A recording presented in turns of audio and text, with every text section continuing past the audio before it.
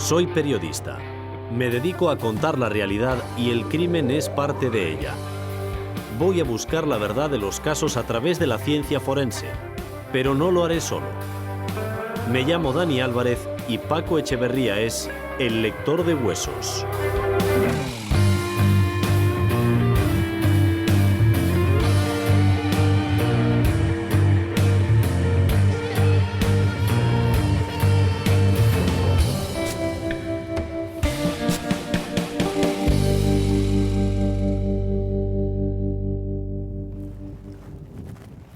Este es el paisaje de la destrucción, Paco. Esto es lo que queda después de la explosión de un coche bomba. Sí, un tema del que años atrás acumulamos mucha experiencia, porque fue muy frecuente tener que enfrentarse a ejemplos como estos. Hoy precisamente vamos a tratar las consecuencias de las explosiones de bombas. Sí, del cual han quedado muchas víctimas en el camino y también incluso los que han sobrevivido con cicatrices para siempre, que alcanzan también a sus propias familias.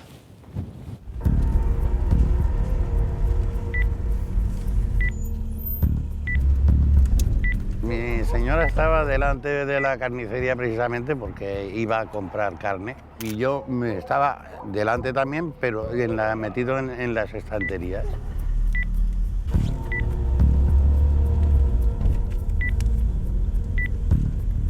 Silvia le pidió a mi hermana que la llevara el viernes por la tarde de compras. Y el Jordi, mamá, que yo también. Y ese fue el último momento, entonces se fueron los dos.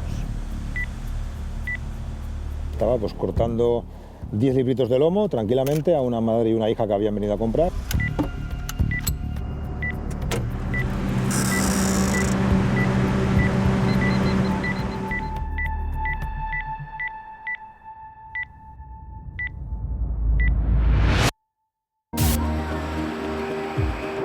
Barcelona, 19 de junio de 1987, 4:16 de la tarde.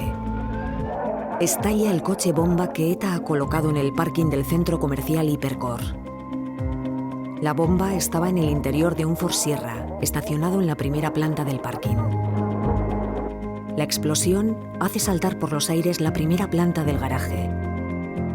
Se abre un socavón de 5 metros de diámetro bajo el suelo del establecimiento, por el que entra una bola de fuego gigantesca que abrasa todo el que se encuentra a su paso. 21 muertos y 45 heridos. Es el mayor atentado en la historia de ETA. Llego a la avenida Meridiana de Barcelona. El centro comercial sigue funcionando 30 años después del atentado. Los supervivientes nunca olvidarán aquella tarde de horror. Sentí una presión muy fuerte en los oídos y acto seguido un ruido impresionante y luego que se puso todo amarillo. Yo salí para atrás, disparado, a mí me tiró aquello, me tiró para atrás. Y cuando me miró, pues aquello estaba oscuro, yo estaba sin camisa y a mí me escocía ya todo el cuerpo. Y yo, todo mi afán era buscar a mi señora y yo no veía a mi señora por ningún sitio. Tu carnicería estaba encima prácticamente de donde estalla el coche. Sí, efectivamente. Los terroristas habían puesto el coche bomba justo en el parking debajo de la planta de alimentación y coincidía que estaba justo debajo de donde estaba la zona de carnicería y charcutería. Entonces la onda expansiva hizo un cráter enorme y por ahí fue por donde salió toda la llamarada, todo el calor que cogió, pues claro, los que estábamos ahí en la carnicería, tanto yo como trabajador, como el resto de clientes que estaban ahí esperando su turno para que les despachara. ¿Cómo sales de allí? Por inercia, porque evidentemente sabes dónde trabajas y aunque ya casi no ves nada, porque lo poco que te quedan por ver son sombras ya, por suerte sabía dónde estaba la salida de emergencia, pues llegué hasta la escalera, subí a la calle y entonces alguien me metió en un taxi junto con otra de las heridas y al hospital. ¿Y cómo os enteráis de la noticia? Yo empecé a ver que algo pasaba, porque se oía murmullo afuera en la calle, yo sin saber nada de que había habido un atentado ni nada. Entonces me viene una de las chicas y me dice, Nuri, te tienes que cambiar, dice que nos tenemos que ir. Y yo digo, ¿por qué? ¿Qué pasa? Dice, es que los niños han tenido, y la Merce, han tenido un accidente. Y entonces se me llevaron. Y por el camino les dije, ¿pero dónde vamos? Y eso dice, vamos al clínico. Y en eso ya solo que hago que entrar, ya viene mi marido y se me abraza y me lo dijo. Dice, están los tres, han fallecido los tres. Digo, ¿pero qué dices? Yo ya no me acuerdo, me volví loca. Me volví loca allí llorando, ¿pero por qué? ¿Por qué? ¿Por qué ese centro? Bueno, elegimos este centro como hemos elegido empresas de capital francés o empresas de capital español, empresas importantes, con la intención de hacer el mayor daño posible al capital financiero español. Iñaki Gabilondo vivió el atentado desde sus micrófonos de la SER. Hay noticias que jamás se borran de la memoria. Se van a cumplir 30 años del atentado de Hipercor. ¿Qué supuso en aquel momento aquel atentado que se ha convertido en la mayor masacre de la historia de ETA? Yo creo que es la mayor conmoción que yo conocía hasta el 11M. Primero, sorprendente, no se había conocido nunca una actuación de esa naturaleza. ETA nunca había hecho algo así. Por primera vez todas las víctimas eran civiles. Y las noticias que iban llegando, dramáticas, sobre la identidad de los muertos, que había niños, hermanos, aquello fue brutal, ¿no? Y como no había pasado nunca algo así, pues todo el mundo se preguntó qué estaba queriendo anunciar eso, a qué horizonte de horrores nos tendríamos todavía que encaminar. Bombas como la de Hipercor llevan el terror a la calle de forma indiscriminada. Los paquetes bomba, sin embargo, son más selectivos. Buscan hacer el mayor daño posible a su destinatario. José Fernández, instructor jefe de los artificieros de la Ertzaintza, lleva más de 2 décadas enfrentándose a artefactos explosivos. Esto es lo que se conoce como un paquete bomba o una carta bomba. ¿De qué elementos se compone? Bueno, pues un paquete o una carta, de lo que se compone básicamente pues es de una parte explosiva y de una parte electrónica o eléctrica. ¿Qué tipo de explosivo lleva? Puede tener algún tipo de dinamita, en unos momentos determinados puede contar con cordones detonantes, en fin, realmente estamos hablando de una cantidad muy pequeña de explosivo, del entorno de los gramos. Ha de ser un explosivo muy poderoso, porque tratándose simplemente de gramos, si se busca un efecto letal... Por ejemplo, cordón detonante, con 5 o 6 gramos de cordón detonante sería suficiente para matar a una persona. En el caso de dinamitas, pues nos iríamos a los 40 gramos o 50. ¿Y por qué tampoco? Pues porque realmente cuando recibimos un envío postal en nuestro domicilio, no, si es un cuaderno o si es un libro, tiene que pesar como un cuaderno o como un libro. Había personas que podían verse afectadas por la explosión. Alguien de los que lo manipulara antes podía ser víctima. Hay determinadas manipulaciones, doblarlo, darle un golpe, pues podían provocar la explosión. Pero lo normal es que estuviera diseñado para que se procediera a su apertura. Ese era el momento en que se producía la detonación. ¿Te has encontrado con algún caso tú de estos, Paco? Yo recuerdo el cartero de Rentería, que muere cuando está metiendo exactamente el paquete de bomba en el buzón y le estalla en esa posición de tal manera que el buzón mismo actúa de metralla y muere por las lesiones directas en este rango de distancia. Una destrucción importante de lo que es el tórax, las manos y la cara, ¿no? ¿Cómo explota un paquete bomba? Nos dirigimos a las instalaciones de la Ertzaintza en Berrozi, un lugar alejado, donde los artificieros pueden hacer pruebas con explosivos con todas las medidas de seguridad. ¿Cómo lo vamos a hacer explotar? Bueno, pues lo vamos a hacer explotar nosotros con una línea, porque no lo vamos a intentar abrir el cuaderno ni vamos a hacer nada. Vamos a hacerlo explotar a distancia para que podamos percibir cuál era la sensación en el instante. Vamos a colocar aquí un maniquí en proximidad para que se vean quizás los efectos esos de incrustación. ¿Cuál es su radio de acción? Es decir, ¿desde dónde lo podremos ver nosotros? ¿A qué distancia? Bueno, nosotros vamos a estar en una distancia prudencial. El radio de acción a lo que serían los efectos dañinos que se pueden percibir en una víctima es muy corto, es muy pequeño. Del entorno de 1 metro, 2 metros, 3, pero daños en los oídos o otro tipo de daños, pues en 5 o 6 metros podemos sentir algún efecto, algún tímpano perforado. Pues vamos a verlo. Vamos. Pues nada, vamos para allá.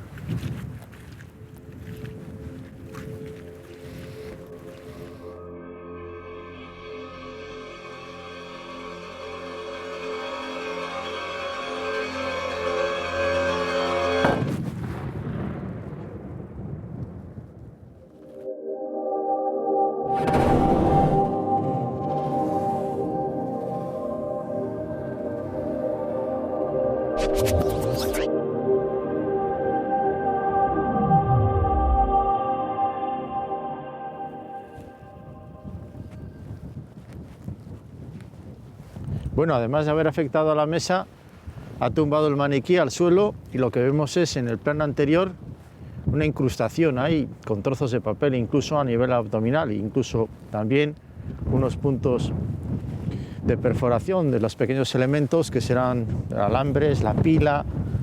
Y toda la parte superior del pecho chamuscada, quemada. Es la onda expansiva. Tú fíjate la impregnación que tienes ahí, incluso en el cuello, ¿ves? La zona del cuello. Luego imagínate el rostro y lo que pueden ser las manos, que están desprotegidas de ropa, que quedarían completamente afectadas.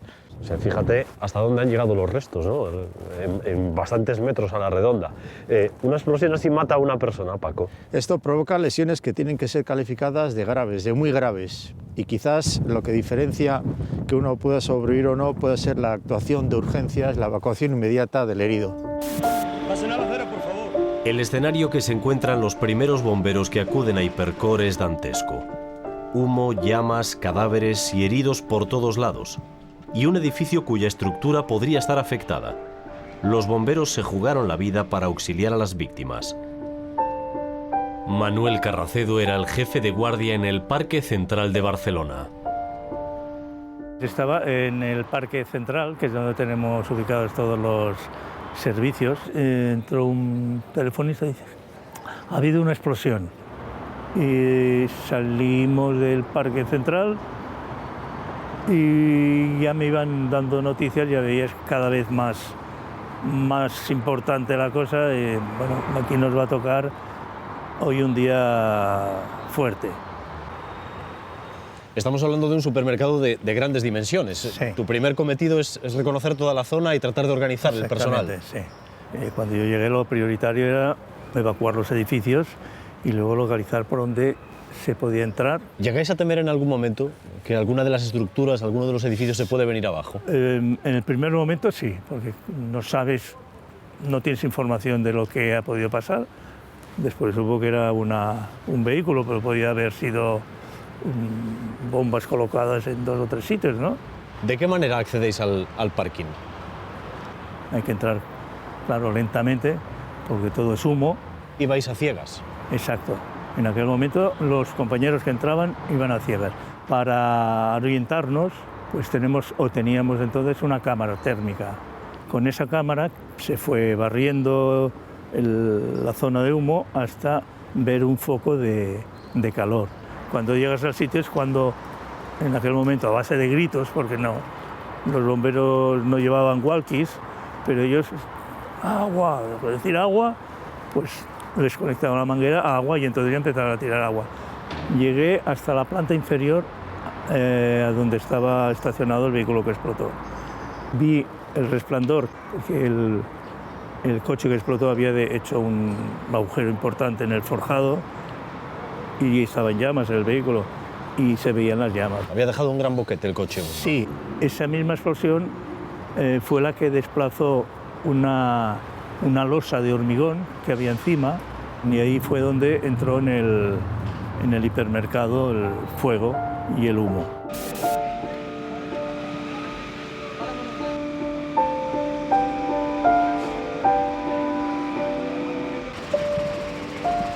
¿Tú eras consciente, tras la explosión, en qué situación estabas, cómo tenías el cuerpo? No, porque yo le dije a uno, yo vi a uno que tenía toda la cara negra y el pelo quemado, y le digo, anda, macho, ¿cómo te han dejado? Y me dice, ¿por qué tú no te has mirado? Así mismo, ¿no? Yo no, de consciente nada. Yo lo que yo me interesaba es mi mujer que no estaba. Que yo no veía a mi mujer por ningún sitio. Tenías la piel desgarrada y no eras consciente de ello. No, yo estaba pendiente a ver dónde estaba mi mujer, que habíamos ido juntos y que teníamos que ir a por los críos y que se me había perdido. ¿Cómo tratabas de aliviarte al principio? Cometí un error. Intenté abrir la ventanilla del taxista e intenté abrir como pude con las manos destrozadas, con los dedos reventados y claro, entraba más oxígeno. Al ir el taxi zumbando hacia el hospital, entraba más oxígeno, entonces imagino que también las heridas se fueron profundizando. Pero claro, yo siempre he dicho que nunca te explican en ningún sitio, si algún día te quemas, no hagas esto. ¿Y cuándo vuelves a ser consciente de tu estado? Por suerte no, en ningún momento perdí la conciencia, porque si no, salir de allí de Hipercor si no estabas consciente hubiera sido imposible. Pero me di cuenta de lo que podía haber sido cuando ya estaba en la zona, digamos, sin ver nada, totalmente ciego y quemado, pero oía los gritos de otra gente quejándose, intuí que nos habían llevado a una sala, pero claro, es que éramos tanta gente allí, tantos gritos. ¿Qué tipo de heridas sufriste? En mi caso fueron quemaduras graves en las manos, en los brazos, en la cara, en la cabeza, luego también en la pierna derecha y en la bata de los pies. Pero lo especialmente grave, porque requirió de injertos, fue las 2 manos y los 2 brazos. 37 de los 46 heridos llegaron en taxis, coches particulares y ambulancias al hospital de Vall d'Hebron. Con ayuda de su equipo, el cirujano José Antonio Bañuelos logró salvar 30 vidas.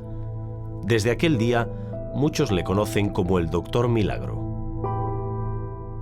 ¿Cómo era aquella situación de trabajar día y noche operando para salvar a aquellas personas? Yo estuve concretamente 7 días en el hospital sin salir. ¿Qué es lo primero que hacían en el hospital cuando llegaron los heridos? Bueno, lo primero que hacíamos es pesarlos y luego limpiarlos. La primera operación consistía en retirar esa parte que estaba quemada. Exactamente. Y de inmediato poner los injertos. No, hay que recubrirlo de inmediato. La mejor manera de prevenir las infecciones de las quemaduras, que es lo que más mata estadísticamente hablando, era quitar la piel quemada profunda lo antes posible. Porque esa piel, quieras o no, termina, digamos, contaminándose de bacterias y, lógicamente, produciendo una enfermedad grave. La única y mejor cobertura es piel humana. ¿De dónde sacaban tanta piel? Preguntábamos a los familiares, les explicábamos la situación y podíamos extraer piel. La gente cooperó, la gente lo entendía y todas teníamos piel en nevera. Lo ideal es tener un banco de piel, porque se ultracongela, o sea, se pone el nitrógeno líquido a menos de 160 grados. Entonces esa piel vive, y vive durante muchísimo tiempo. ¿Cuántas veces te tuvieron que operar, José Manuel? De los brazos 2, y de los brazos y las manos. Y luego de las manos me volvieron a operar casi al año. ¿Qué tipo de quemaduras tenéis? Yo tengo quemaduras de 2º grado. Mira, como tengo los brazos, esto no es tontería, esta piel es de las piernas, ¿eh? Estos son injertos, ¿eh? ¿Me entiendes? Y aquí me falta carne y aquí también. No sé los grados que le podéis dar a esto, o le pudieron dar. Pero a mí se me quemó el 65% del cuerpo, ¿eh? ¿Tuvieron que operarte? Sí, claro, me tuvieron que injertar. De momento a nivel de quirófano, fueron 3 operaciones, 3 intervenciones para injertar brazos y manos. Sí, sí. O sea, sacando la piel, la zona dadora era la pierna derecha, porque es una piel, evidentemente no estaba afectada, hasta el punto de que se pudo recuperar la piel para luego injertarme en brazos y manos, pues como al resto de heridos.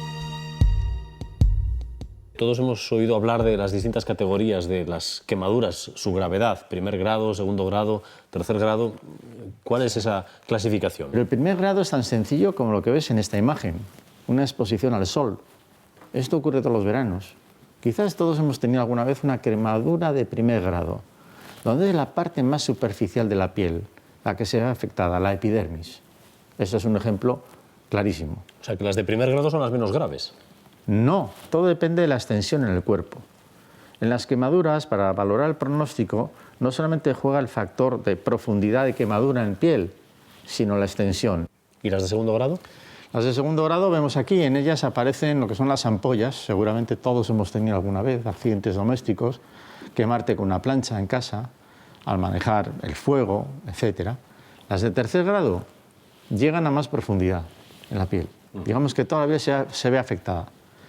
¿Cuál será la situación final? Pues que le van a quedar cicatrices para siempre. Si sobrevive, le quedarán cicatrices. Y ya podemos saltar hacia el 4º grado, en donde hay carbonización.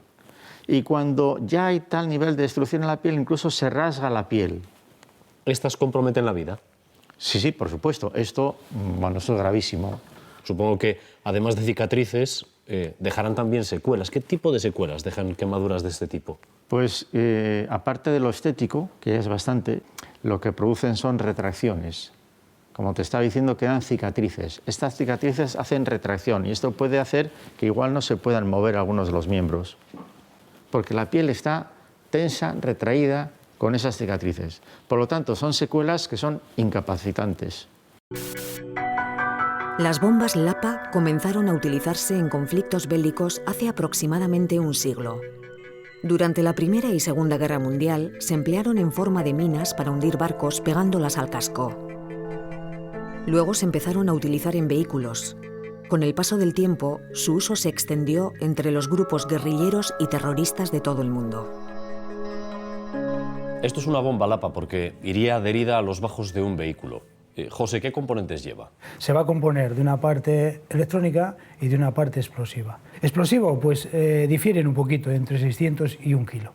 Y luego, pues, una parte de mecanismo de activación que viene definido por los movimientos de la propia persona. ¿Cómo se activa? ¿Cómo detona?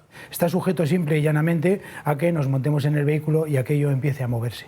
Y de su movimiento, que no tiene por qué ser el primero de los movimientos, puede ser que necesitemos un bache, puede ser que necesitemos un frenazo. O sea que aquí es el movimiento del mercurio con los movimientos del coche el que va a hacer la conexión eléctrica suficiente. Exactamente. Aquí tenemos dos bornes, tenemos dos pequeños bornes y tenemos el mercurio que hace de conductor de la electricidad. En cuanto el mercurio toca los dos bornes a la vez, la electricidad pasa. Es como un interruptor de una casa. En cuanto tú aprietas el botón, se enciende una bombilla. En este caso, el botón es juntar el mercurio con los dos bornes. ¿Esto hace que estalle todo el coche, que se queme todo el coche?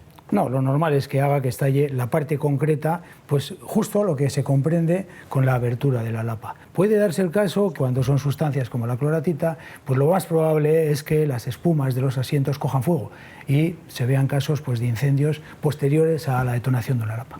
¿Qué efectos causa en una persona un explosivo de este tipo? Pues estaría la lesión directa. Y tenemos ejemplos de personas que han sobrevivido, como por ejemplo Madina, que sobrevivió a las lesiones, aunque perdió una pierna y tuvo otras lesiones de carácter grave, y al mismo tiempo otras personas que han muerto por la lesión directa o también por la afectación a los pulmones. Al fin y al cabo, la onda expansiva y el comportamiento de metralla que de los elementos circundantes del interior del vehículo provocan ese tipo de lesiones que son heridas, fracturas, etc.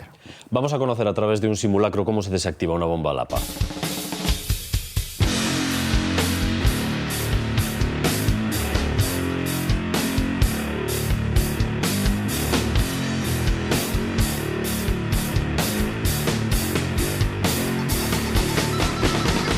José, este es el traje que usáis para protegeros. Es enormemente pesado y dificulta muchísimo el movimiento. ¿Cuántos kilos llevamos encima? Pues kilos que lleváis encima, pues estáis aproximadamente rondando los 35 kilos. No llevamos guantes.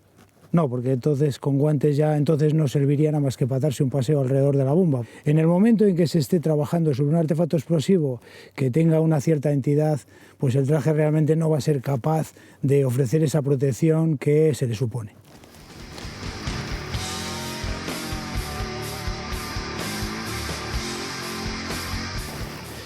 Pues aquí nos encontramos con la bomba Lapa colocada en el coche. Se coloca siempre debajo del coche, bajo el asiento del conductor. Si se coloca en otro punto, por ejemplo, en el motor, en algún otro punto del coche, ¿se reduce su eficacia? Sí, se reduce su eficacia y puede ser que hasta no haga su cometido. ¿Contáis con un robot para desactivar explosivos? Sí, contamos con un robot que en estos casos, con la situación que se nos presenta, es muy idóneo y muy eficaz.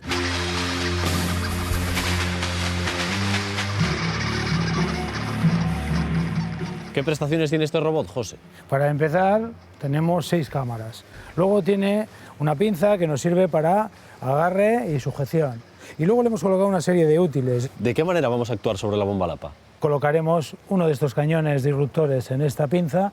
Esta será la manera en que va a funcionar este cierrafón. Y procederemos con una propulsión de agua a mucha presión. ¿Qué estamos viendo aquí, José? Bueno, pues ahí estamos viendo 2 cámaras simultáneas. En el monitor central lo que vemos es una imagen general de todo el momento del acercamiento y en la otra pues podríamos ir cambiando de cámaras. ¿Me dejas manipular el robot? Hay que tener cierto cuidado porque en cuanto te pasas con el mando sale disparado, ¿eh? Es bastante más rápido de lo que parece. A ver qué tal se te da, Paco. Bueno, yo lo que veo es que esto tiene mucha sensibilidad. Lo que pasa es que tú eres un poco brusco, ¿no? no valdrías para desactivar explosivos. Mira ahora cómo va. ¿Ves? ¿Cómo vamos a actuar contra la bomba Lapa? Bueno, lo que ocurrirá será que la fuerza y la presión que lleva el agua en ese cañón desbaratará todo el artefacto. Intentaremos llevarnos por delante todos los componentes electrónicos. Cuando esta agua con toda su energía sale y está prácticamente en contacto con lo que es el artefacto, provoca su rotura. Nos daría igual que ahí hubiera una olla a presión, la perforaría por los dos lados. Y quizás ahora sea el momento adecuado para proceder a disparar.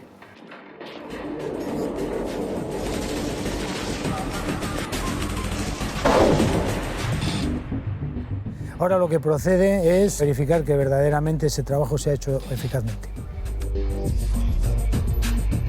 Como podéis apreciar,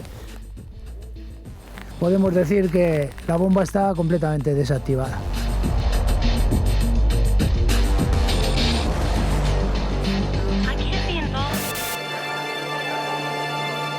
Me pongo en el lugar del familiar que tras un atentado tiene que identificar los cadáveres de sus seres queridos.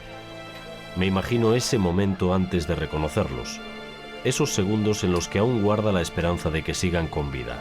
Enrique, el marido de Nuria, tuvo que identificar los restos de su cuñada Mercedes y de sus dos hijos, Jordi y Silvia. Mi marido se fue para el Hipercor. Y allí en la puerta, claro, habían policías de eso, y entonces mi marido dijo, vengo que he oído que el nombre de mi cuñada, que estaba aquí dentro con mis dos hijos.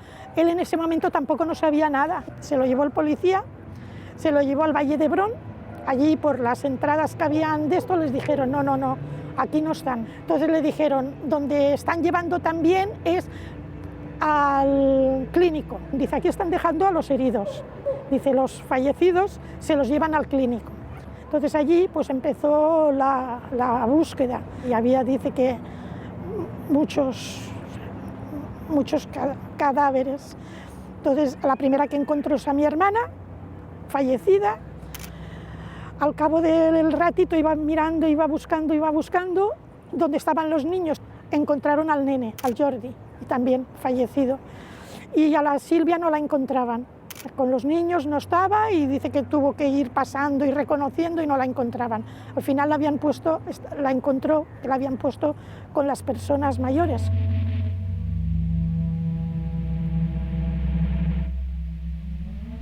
José Manuel sufrió gravísimas heridas, pero solo le preocupaba una cosa: encontrar a Asunción, su mujer. Llegas al hospital todavía sin saber nada de tu mujer. ¿Cuándo te reencuentras con ella? ¿Cuándo? A la semana y pico, a las 2 semanas, como yo no quería comer, nada más que hacía que preguntar por ella, y me dijeron, mira, te vamos a llevar a las duchas y te vamos a dar una sorpresa. Y sí, me llevaron a las duchas, me ducharon y tal, y cuando me sacaron a mi mujer al pasillo para que yo la viera. Y sí, hostia.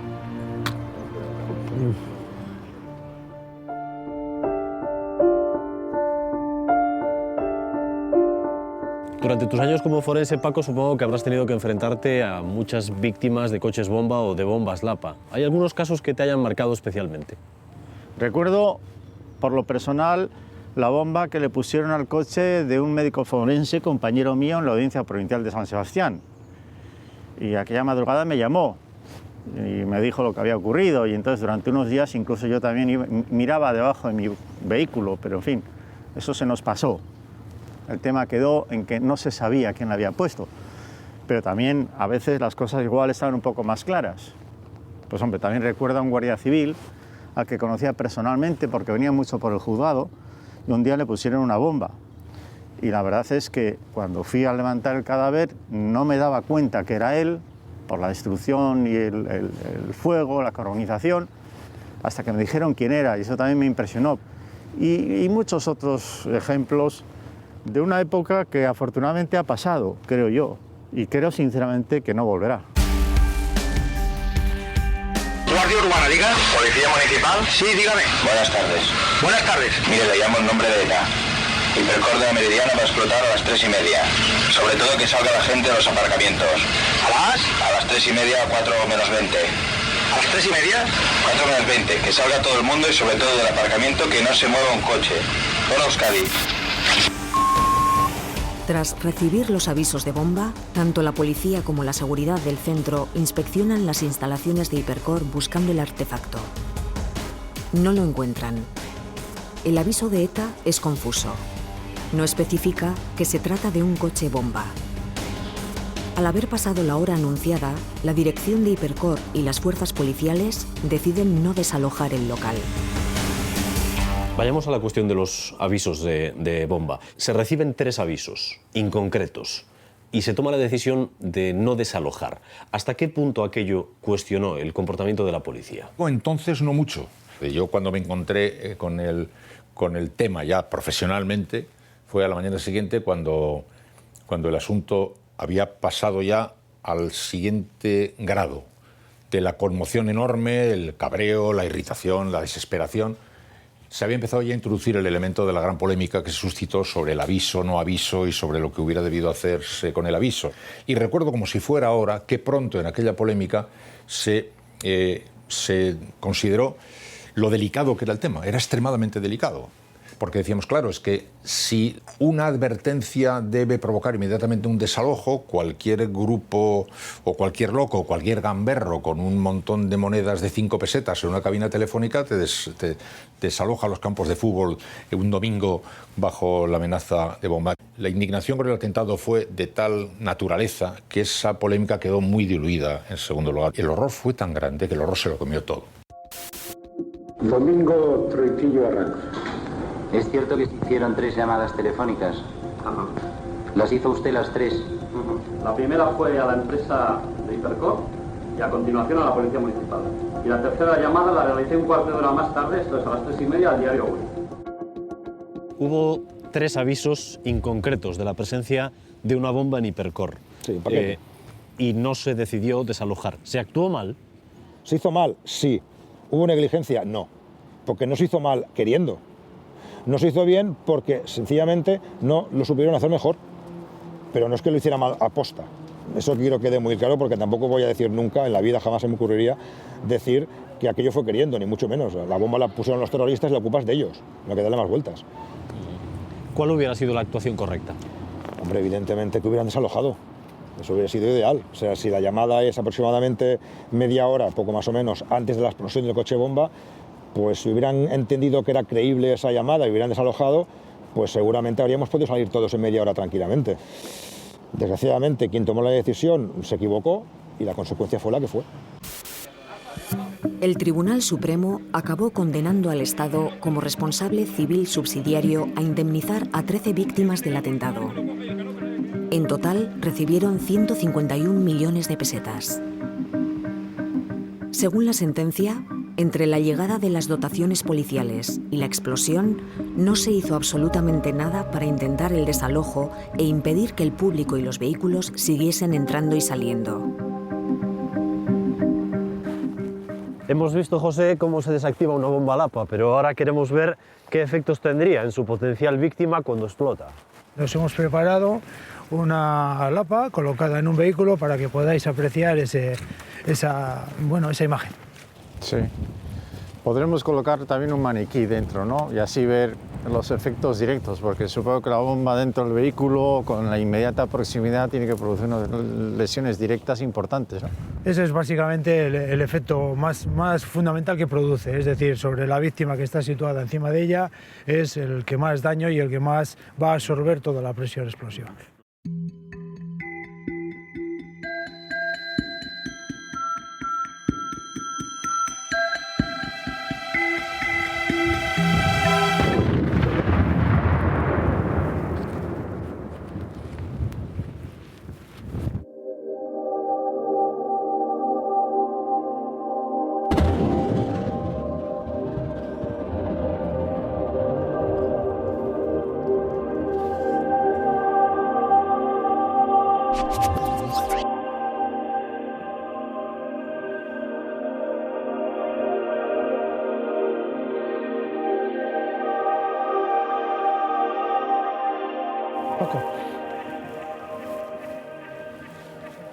Fíjate cómo ha quedado el maniquí. Aquí tenéis. Ha salido hacia atrás. Que no la podemos y se está abrir. quemando, además. Sí. ¿Qué carga explosiva llevaba? No llegaba a 1 kilo, unos 700 gramos habría. 700 gramos de explosivo, de amonal. Explosivo amonal. Pero ha quedado todo el coche reventado prácticamente. Sí. El asiento se ha destruido por completo. Tenemos que salir porque el depósito se ha está en movido ese hacia lado. atrás el asiento, ¿eh? Paco, igual nos vamos porque el depósito está en ese lado. Y está todo cogiendo mucho fuego y hay que esperar. Vamos, vamos, que nos va a estallar aquí cosas. Si veis explosiones, seguramente serán manguitos y las gomas. Los neumáticos se estallan.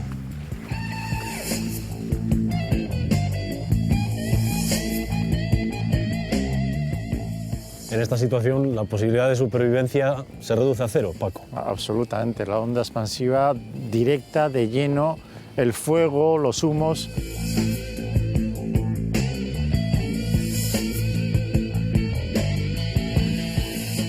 En una situación así, con un cuerpo o varios quizás despedazados, la autopsia consiste casi en un puzzle, ¿no? En recomponer las piezas. Lo que haces es reconstruir y percatarte que incluso faltan algunas porciones que quizá no se encuentren nunca, porque se han carbonizado en el lugar. Pero ¿es estrictamente necesario hacer una autopsia en un caso así, donde es evidente que alguien ha muerto por una bomba? Sí. Siempre tiene que haber un informe forense. ¿Por qué? Porque es una muerte violenta, de etiología médico-legal, homicida. Luego es ineludible la implicación del médico forense y la práctica de la autopsia, que es un poco distinta a las demás, pero que en el fondo genera un informe técnico como cualquier otro.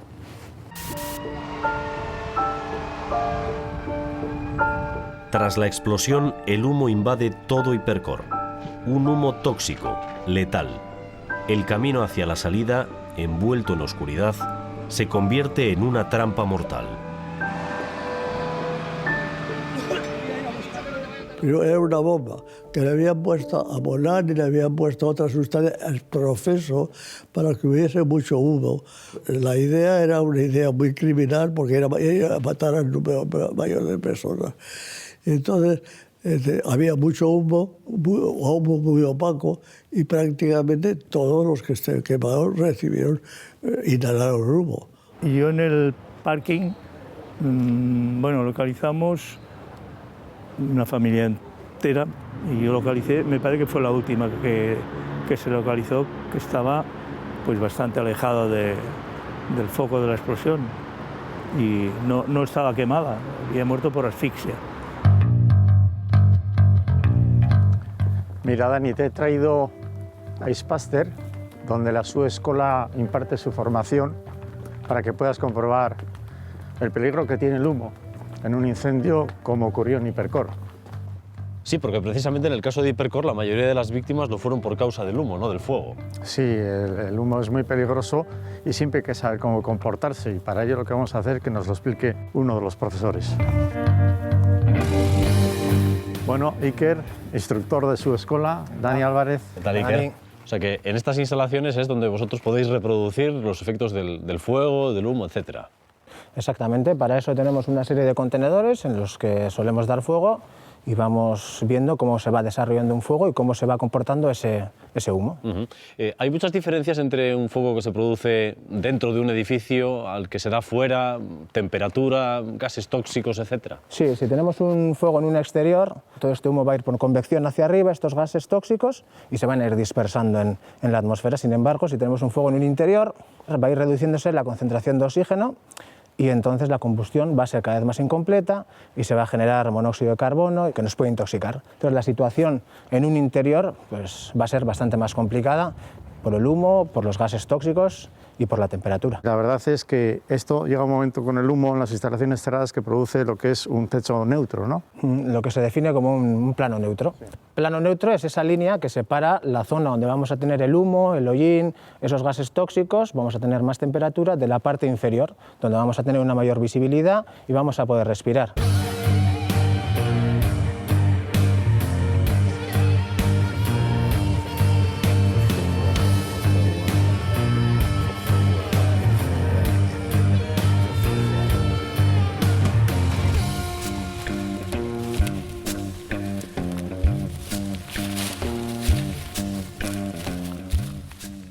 Aquí tenemos el humo y vemos cómo por convección está ascendiendo hasta que toca techo, y una vez que toca techo se irá enfriando y irá descendiendo, y el humo caliente irá subiendo. Entonces vamos a ver una estratificación, y esa última capa se irá apilando arriba y empuja a las demás. Y ese plano neutro lo que va a hacer es descender, y el plano neutro lo estamos viendo ahora mismo aquí dentro del contenedor. Entonces lo que nos va a obligar es a agacharnos. Lo primero que tendría que hacer una persona sin nociones básicas en una situación así, en un lugar cerrado, es entonces ir al suelo, casi reptar. Eso es. Es fundamental permanecer agachados. Por debajo del plano neutro vamos a tener mejor visibilidad, vamos a respirar aire de calidad.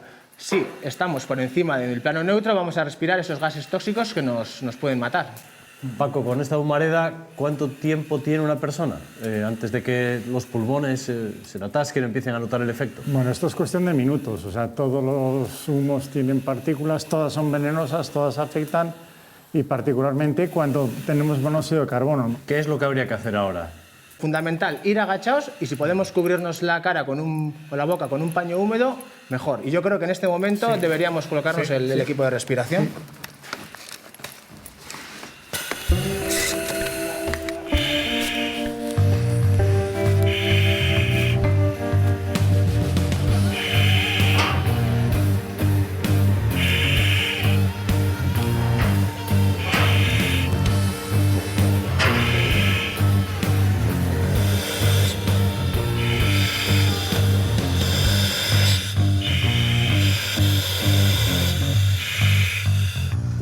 Si este rato ha sido agobiante, quiero imaginarme lo que sería en una situación como aquella, y más con la gente sin tener nociones básicas acerca de qué hacer en una situación así y sin saber lo que estaba pasando. Sí.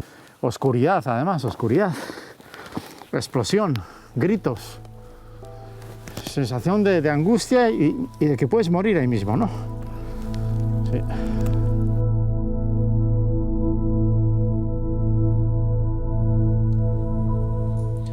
Habéis reunido aquí, José, bombas y explosivos reales de los que habéis ido incautando con el paso de los años. Sobre todo a ETA, pero también tenéis restos de la guerra civil o incluso de las guerras carlistas. Sí, efectivamente, todo lo que aquí podéis observar refleja un poquito nuestra historia, nuestra evolución, nuestro trabajo. Me llama la atención ese cartel con el anagrama de ETA que pone peligro bomba. Parece de chiste, casi.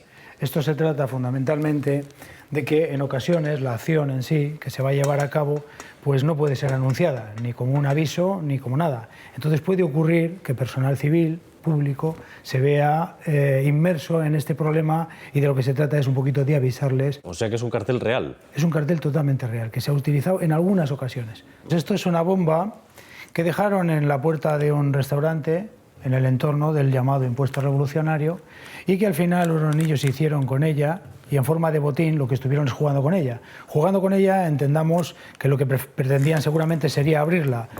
Lo curioso y la suerte quiso que, a pesar de que el explosivo que tenía era sensible al choque, pues aún así, con los golpes que le dieron y lo que forzaron, no consiguieron hacerle detonar. Oye, José, hay aquí tal diversidad de ejemplos que, aunque en esencia todos funcionan de manera equivalente, ¿no? Este, por ejemplo, que es un juguete para niños, ¿en qué consiste? Pues es curioso, porque este juguete es un caso que ocurrió en Donosti en el año 2001, en el cual, digamos, la tecnología que tiene es en mecanizar una bombonita de CO2 de las que utilizamos para hinchar los neumáticos de la bicicleta, por ejemplo, o para las escopetas de aire comprimido. Esto se rellena de pólvora y lo que viene a actuar es como una bomba confinada en un metal. Es una bomba en un juguete que por lo tanto está diseñada para causar daño a un niño, ¿no? El caso concreto que ocurrió, pues realmente lo encontró su madre, y cuando iban hacia su casa a comer o lo que fuera, pues la abuela, que tenía al niño en brazos, accionó el interruptor del movimiento del coche, y lo que provocó fue la detonación de la bombona. Aunque parezca increíble, pues al final fue todo un atentado pues bastante cruel. María Francisca Eraunzeta-Murgil, de 62 años, murió desangrada. Una pieza metálica que salió despedida del cochecito le seccionó la arteria carótida.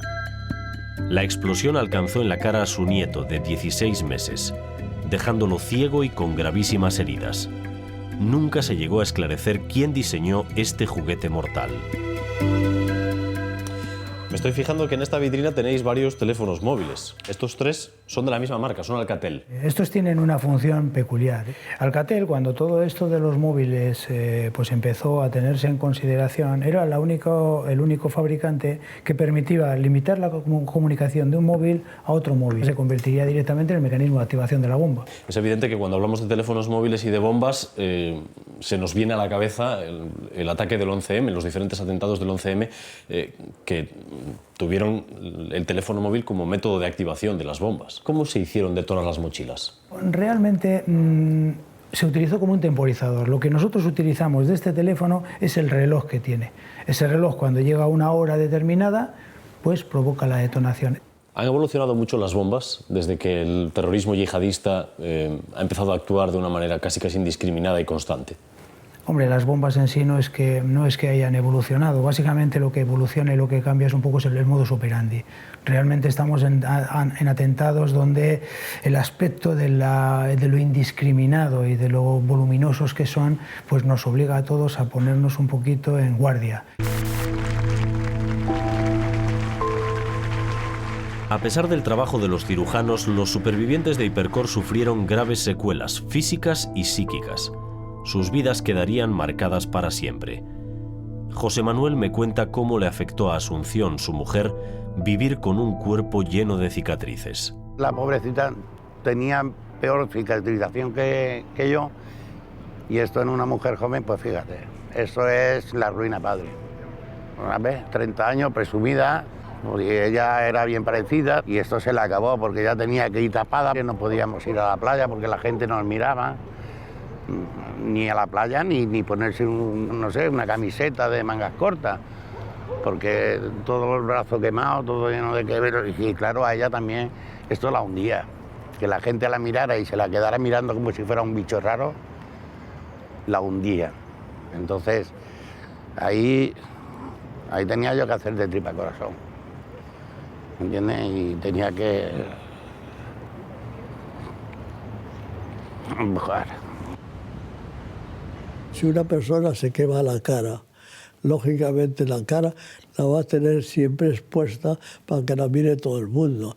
Y entonces primero, si los párpados no, hay que reproducir o rehacer los párpados o crear unas deformidades importantes y eso significa durante bastantes años de ese tipo de intervenciones. Yo vivía bien y tuve que cambiar de oficio y tuve que cambiar de trabajo y se me buscó la ruina. Y yo tenía 2 niños pequeños y yo tenía que pelear por aquello también.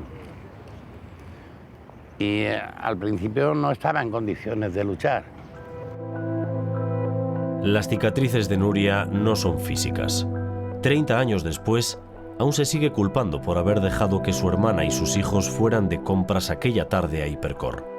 Es que siempre me preguntaba lo mismo y ojalá no la hubiera dejado ir, porque yo iba a ir el sábado con ella de compras. Siempre la culpa aquello de decir ojalá le hubiera dicho que no se hubiera ido, porque me ha tenido que pasar esto a mí. Y claro, eso te lo preguntas siempre, el por qué. El atentado de Hipercor fue obra del Comando Barcelona, uno de los más activos de ETA. Yo creo que Hipercor constituyó un dramático atentado, brutal, que tuvo una importancia extraordinaria en el desenganche de gran cantidad de gente en ese proceso. Ha habido muchos, ese fue uno de los más importantes. En 1989 se condenó a Domingo Troitiño y Josefa Hernaga a 794 años cada uno como autores materiales del atentado de Hipercor. En 2003, Rafael Carí de Simón fue condenado a 790 años como ideólogo del atentado y participante en el mismo. Santiago Arrospi de Sarasola, más conocido como Santi Potros, también fue condenado a 790 años como inductor y autor por cooperación necesaria. ¿Qué sientes hacia quienes pusieron aquella bomba?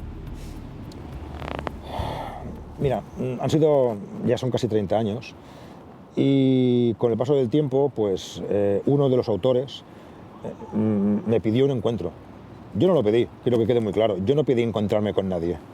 Fue el terrorista que a través de gente del País Vasco contactó conmigo y me pidió una reunión, y yo acepté. Rafael Caride Simón, ya desvinculado de ETA y acogido a la vía en Anclares, se reunió durante casi 2 horas con Robert en la cárcel de Zaballa. Robert no quiso estrechar su mano, pero sí le miró fijamente a los ojos. Ese terrorista mostró su arrepentimiento por lo que había ocurrido, por el daño que le había causado. Bueno, pues lo acepto.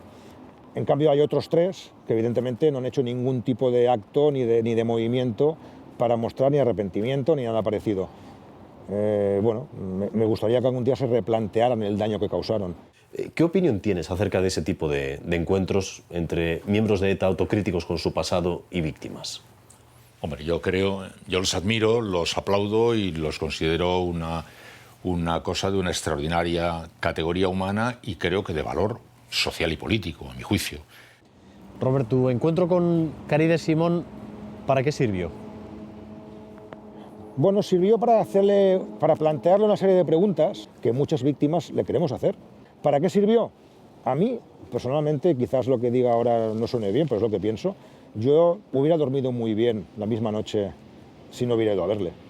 Pero creo que si no hubiera ido a verle, una vez ha ido, hubiera sido una oportunidad perdida, sinceramente. Entonces, cuando ves gente que ha matado a 24 personas, 21 en Hipercor y 3 anteriormente, que ha causado casi 80 heridos, que es capaz de darse cuenta que evidentemente el dolor está ahí y no hay vuelta atrás, pero que al menos se arrepiente y se enfrenta inclusive con su propia gente de su lado, del lado terrorista, ¿no? Para decir que se arrepiente de lo que ha cometido, bueno, es un paso más. O sea, si estás tantos años exigiendo a ETA que reconozca el daño causado, que deje de matar, cuando alguien te lo quiere hacer público, si no vas, ¿para qué exiges, no? Pienso en todas aquellas personas cuyo trabajo está dedicado a evitar tragedias. Los que salvan vidas, incluso poniendo en riesgo las suyas propias. Son héroes anónimos, aunque ellos con modestia dicen que se limitan a hacer su trabajo. A usted se le conoce como el Doctor Milagro. No hay milagros. ¿Qué hace milagros? Es Dios. Nosotros lo único que hacemos es tratar de hacer las cosas lo mejor posible. Milagros no, pero la gratitud de la gente a la que usted atendió está ahí. Hombre, yo creo que sí. A mí me ha pasado que pasa en la calle y me encuentro un señor que me dice, ¿usted se acuerda de mí? Pero no te acuerdas. Mira que mi mano, no sé qué o lo que sea. Ahí sí se ve la gratitud. Evidentemente yo creo que la gente está muy agradecida al médico cuando ha ido muy bien todo. Oye, José, ¿y tú cuántos años llevas como artificiero? Pues hombre, pues ya pasa de la veintena. Llevo 22, 23 años. Es una profesión de todo o nada. Cuando te enfrentas a un riesgo, sabes que tu vida va a estar en peligro. Quizás seamos los que menos riesgo corremos. Es decir, bien es cierto que vas a enfrentarte a la bomba, pero nuestros compañeros de seguridad ciudadana son los primeros que verdaderamente pues van a comprobar una certeza o una incertidumbre que luego acabamos yendo nosotros a lo que ya es una bomba. Es decir, tenemos las ideas bastante más claras. Pero ¿cómo lo lleva tu gente? ¿Cómo lo lleva tu familia? Bueno, pues yo creo que lo llevan francamente bien. En mi casa se habla más de ciclismo que de bombas, pero hablamos con naturalidad. Ha habido una época también en la que ETA colocaba bombas a modo de trampa, precisamente para cazaros a los artificieros. ¿Cómo eran esas situaciones? Bueno, pues el tema fundamental era lograr determinar que aquello era una trampa por nosotros. ¿Cómo se puede saber que una bomba puede ser una trampa? Pues básicamente nos preguntamos que quién puede ser el objetivo. Y una vez que valoramos ese objetivo, puede haber un momento en que no encuentres ningún objetivo óptimo, entonces pasas a ser tú. ¿Y tú has sufrido alguna vez algún accidente? No, en mi persona no he tenido ningún accidente. ¿Y algún compañero tuyo que haya sufrido secuelas, heridas graves, otras consecuencias? Bueno, ahí hay unos cuantos que sí, bueno, pues me quiero acordar de ellos, ¿no? En una trampa, en Donosti, pues tuvimos un compañero que se quedó ciego, el caso de nuestro compañero que se quedó sin manos por manipular un detonador. ¿Y alguno de ellos fue mortal? El único que recuerdo fue anterior a nuestra presencia aquí y era pues, a uno de la jefatura de la unidad, el señor Horterano, que murió en un coche bomba en Zorroza. Ahora, sin ETA, ¿estáis más tranquilos? Bueno, desde ese punto de vista sí estamos más tranquilos. Ahora estamos dedicándonos a otro tipo de formación. Hay otro terrorismo, hay otras dificultades con grupos que están actuando en Europa y bueno, no deseamos que aquí tengamos ese problema.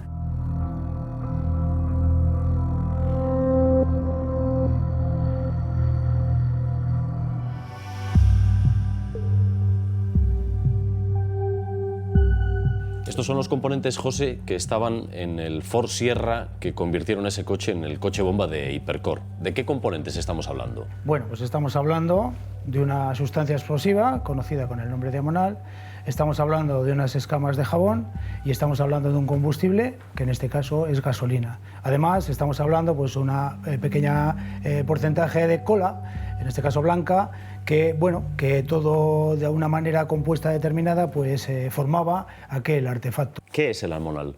El amonal es una sustancia que forma parte de lo que son explosivos de circunstancias, porque con un abono de campo y aluminio atomizado conseguimos tener una reacción explosiva y son materiales de una adquisición relativamente fácil. Aquí tenemos una gasolina y aquí tenemos un jabón y una cola que básicamente lo que van a hacer es convertir a la gasolina un poco más viscosa y por efecto de la explosión se vaporizará, saldrá en pequeñas gotitas de vapor en todas las direcciones y aquellos lugares donde se fije pues provocará el incendio de las zonas que sean más combustibles. ¿Qué cantidades llevaba cada uno de los compuestos? Bueno, pues cantidades, estamos hablando de la parte explosiva, aproximadamente eran unos 30 kilos de esta sustancia explosiva.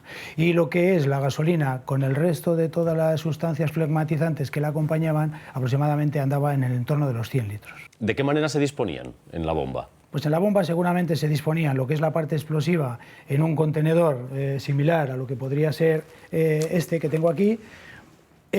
Aquí estaría única y exclusivamente la parte explosiva y luego adosado pues meteríamos 1 o 2 bidones de lo que es la gasolina mezclada con los diferentes elementos. Explosivo, jabón, gasolina, pegamento. Paco, ¿esto qué efectos causa en el cuerpo humano? Dependiendo de la distancia al punto de explosión puede dominar las roturas, las lesiones, el choque de la onda expansiva de manera directa que lesiona sobre todo el parénquima del pulmón, que llega a romper el tejido por dentro y que eso en los días siguientes, si no mata de forma inmediata, tiende a necrosarse y es gravísimo.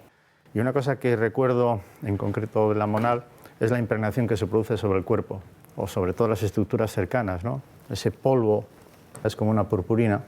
O sea, que quedan las víctimas cubiertas con purpurina. Sí, todo el barrido del polvo este que les alcanza al cuerpo. Sí. ¿Estábamos ante una bomba muy potente?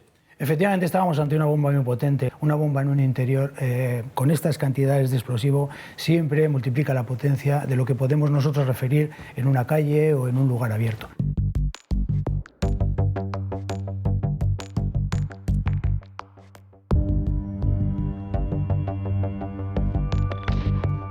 Y ya lo que vamos a ver ahora, José, es una explosión de unas dimensiones colosales. Esto es un coche bomba preparado para explotar, muy similar al que se utilizó en Hipercor. ¿A cuántos metros nos tenemos que poner nosotros para estar a salvo? Bueno, pues nosotros nos vamos a ir a 100 y muchos metros, porque claro, de aquí van a salir muchos fragmentos, se van a romper muchas piezas y tampoco podemos prever exactamente cómo va a suceder. Por eso nosotros nos tenemos que ir también muy lejos.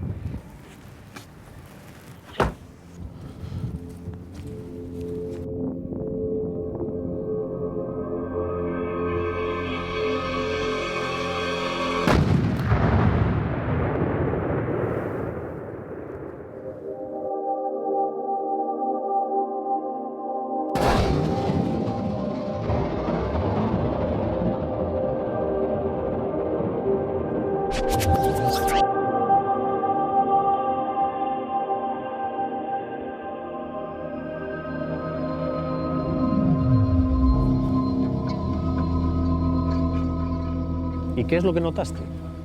Pues una inmensa calor. O sea, yo no recuerdo una explosión. Recuerdo como un ruido muy seco, pero que no catalogaría nunca como una explosión de nada. Pero sí, en cambio, una enorme ola de calor que me venía desde los pies hasta la cabeza, o sea, de abajo arriba. Y intentar salir de allí como puedes, unos olores tremendos, el agua de los sprinklers del techo cayendo encima, resbalando por todas partes, cayendo por todo el suelo y bueno, intentando levantarte hasta salir a la calle. Alguien me metió en un taxi, evidentemente, y al hospital. Al llegar ya vi lo primero, que la gente salía por las puertas de Hipercor, chillando y humo también salía y la gente salía corriendo y chillando y ensangrentada y quejándose. Yo llevaba la piel de las manos colgando y me escocía todo el cuerpo. Aquello se habían caído las chapas del techo y aquello era tremendo. Uno se quejaba por aquí, otro se quejaba por allí. Yo sin saber todavía lo que había pasado, lo único que sabía es que me había quedado sin camisa. Y eso sí, un picor muy grande en el cuerpo, un escozor muy grande, pero yo no sabía, ni me lo miraba. En un momento dado, pues te ves quemado por los pies, las piernas, las manos, los brazos, la cara, ver cómo se te derrite la cara, cómo se te cierran los párpados, como unos olores tremendos que no sabes descifrar de dónde pueden venir, gritos, pero sobre todo la sensación de calor, de ahogo. Fíjate, el neumático ha quedado ahí. Sí, la rueda entera, sí. Bueno, ahora vamos, ya entramos en un espacio donde vamos a encontrar pues cada vez piezas más grandes del coche. ¿Y este olor tan característico a qué se debe? Se debe precisamente al olor del amonal, los humos así entre grisáceos y un poquito blancos. Este es el maniquí. Fíjate que estamos todavía a distancia. Sí. Lo habíamos puesto relativamente cerca. Y ya estamos viendo las siluetas, algunas han arrancado de cuajo. Tienen perforaciones por elementos de metralla. En las anteriores explosiones estábamos hablando de gramos, de menos de 1 kilo. En el caso de la bomba Lapa, aquí más de 20 kilos de amonal. La sensación ha sido espectacular, un gran estruendo en los oídos y ha retumbado todo, a pesar de que estábamos a muchos metros de distancia, José. Bueno, eso es normal. En realidad hemos reproducido las cantidades más o menos exactas de lo que ocurrió en Hipercor y realmente pues estamos hablando de 30 kilos de amonal. En realidad esto es una bomba de mucha entidad. Hemos visto a cuántos metros se ha ido el maniquí que estaba dentro del coche, la distancia a la que se ha ido, todas las figuras que estaban aquí. La muerte está garantizada, es absoluta, ¿no? Imagínate, muy cerca o más lejos, da igual, la destrucción es completa en todo lo periférico, ¿no? Hay elementos de metralla del coche en todas las direcciones, en un radio enorme. Y esta es la onda expansiva que ha destruido completamente el maniquí, o sea, es imposible sobrevivir así, claro. El atentado de Hipercor marcó para siempre el destino de Nuria, José Manuel y Roberta. Pero la vida continúa, debe continuar. José Manuel, ¿hay algún día que no penséis en Hipercor? Contra menos pensemos mejor. A ver, que no se me va a olvidar, claro que no se me va a olvidar, pero que tengo otras cosas con que alegrarme la vida, eso está claro. Gracias a Dios, ya los hijos son mayores, tengo nietos. Si nos distraemos en otra cosa, no pensamos en eso. Y la vida es otra cosa. Pero hay una cosa que no sabías, Nuri, es que tú estabas embarazada. Sí, estaba embarazada y eso no lo sabía. Fue como un destello en medio de un túnel en el que estabas. Pues, a ver, claro. Una razón para seguir. Una razón para seguir, exacto. El niño nos salvó un poco de poder ir tirando un poquito, el tener el algo por seguir viviendo, porque es que si no veía razón. Tienes a Enrique y Enrique no te puede ver todos los días mal, ¿no? Nosotros hemos procurado, igual yo que mi marido, no llorar delante, no aguantarte. A ver, ahora ya de más mayor sí, ya lo hemos explicado y eso, pero de pequeño y así no lo hablábamos con mi marido. No lo hablábamos porque no nos viera triste, porque aparte yo el hablarlo es la lágrima enseguida, porque te acuerdas de todo y eso. Y entonces pues nada, suerte del Enrique, que bueno, es nuestra tabla de salvación. Ha sido.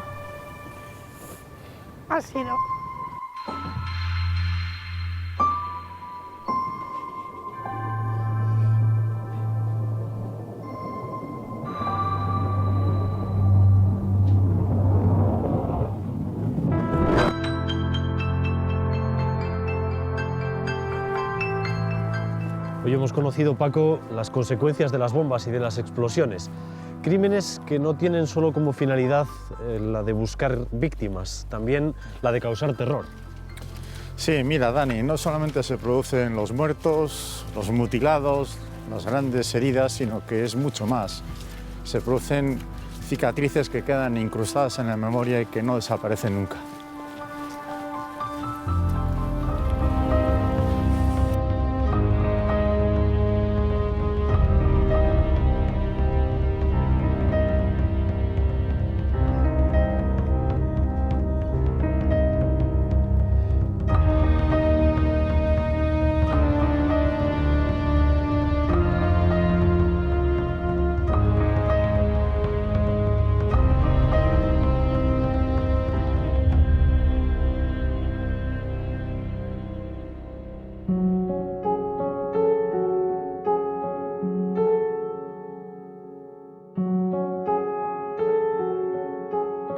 Hello, darkness, my old friend.